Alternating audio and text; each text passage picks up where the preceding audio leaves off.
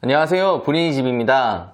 얼마 전 부동산 흐름에 가장 큰 영향을 준다고 해도 과언이 아닌 대한민국 대통령 선거가 마무리됐습니다.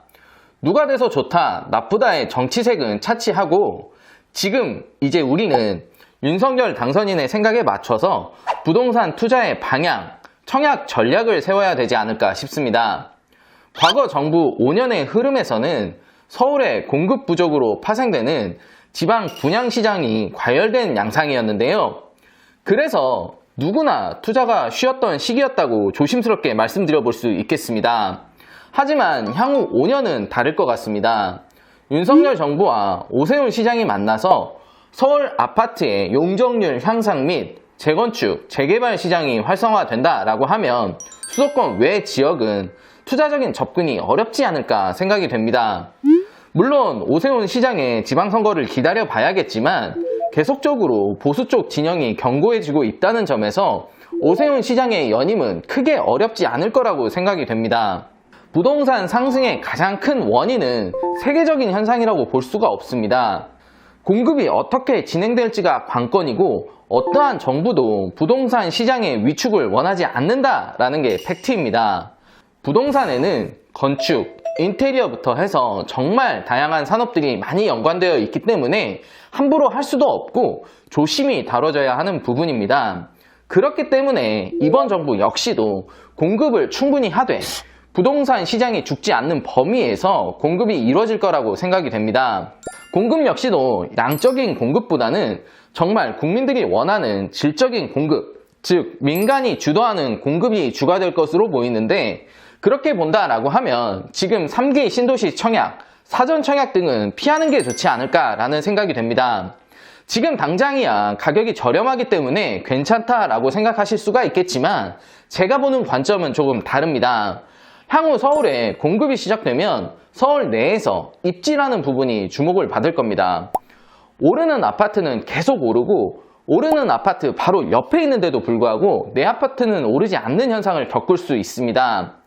서울에서도 이렇게 전개된다라고 하면 청약시장의 흐름은 당연히 가점제에서 추첨제로 다시 바뀔 수가 있습니다. 항상 부동산 법이라는 게 완성된 상태가 아닌 변화가 이루어지기 때문입니다. 그렇게 되면 청약 점수가 10점대에서도 서울 아파트의 당첨을 바라볼 수 있게 되겠죠? 대출 규제도 완화의 흐름을 보이려고 하기 때문에 당첨이 된다면 큰 부담 없이 내 집 마련을 할 수 있는 길이 보인다는 거죠. 서울에 내 집 마련을 하려는 사람이 많아질 때쯤이 바로 사전 청약 넣으신 분들이 슬슬 입주를 기다리시거나 입주할 때쯤으로 될 것으로 보이는데 인프라가 갖춰지지 않은 지역에 살고 싶어 하시는 분들은 많이 없겠죠.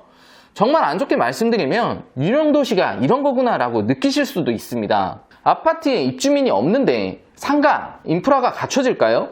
더욱 늦어지겠죠. 물론 당장의 공급은 어렵고 정책의 변화는 알 수가 없지만 적어도 3기 신도시 청약이나 사전 청약을 준비하시는 분들은 한 번쯤 주의하셨으면 좋겠습니다. 금리에 대한 부분 때문에라도 이제 부동산 투자는 어려울 것 같다라고 생각하시는 분들이 계신데 과거 사례에 비춰 말씀드리면 금리가 높다고 투자가 멈췄던 적은 없습니다. 그리고 금리에 대해서 좀 더 디테일하게 살펴보면 지금 미국 연준이 말하는 것처럼 연 6회 이상의 금리 인상이 가능할까요?